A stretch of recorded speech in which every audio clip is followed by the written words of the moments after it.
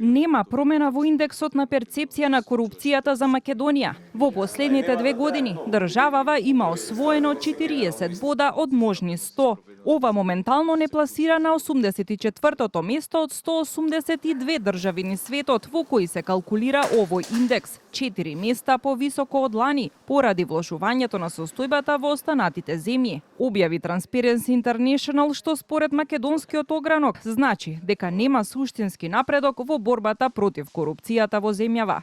Клучните системски проблеми и понатаму остануваат неуспешните и недовршени реформи во судството и обвинителството, загрижува и нетранспарентниот процес на изготвување на измените на кривичниот законник, како и нивната содржина која не само што не придонесе за зајакнување на антикорупцијската рамка, туку во одредени сегменти ослаби.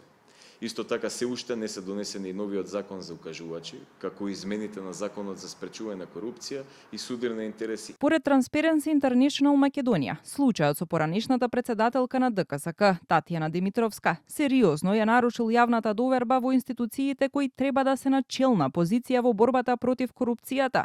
Но и сегашните 2 постапки за антикорупционерката Цвета Ристовска се ставени во сумнеж, бидејќи се водат во институција во која и самата Ристовска е вработена. Секогаш кога една институција води некаква си постапка за некакви незини членови, тоа или некои работи кои што фаќаат сегмент од незиното работење, секогаш постои сомнеж во јавноста дека ќе постои објективност во тоа.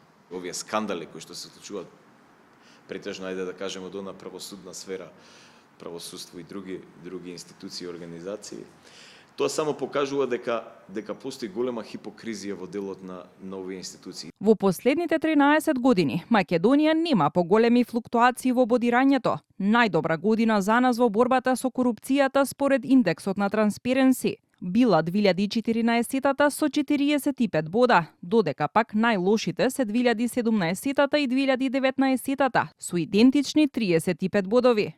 Од преостанатите земји од регионот, подобра е состојбата во Грција, Хрватска, Словенија, Црна Гора и Косово. Иста е во Бугарија, а полоша во Албанија, Босна и Херцеговина и Србија, која годинава се најде на 116-тото место.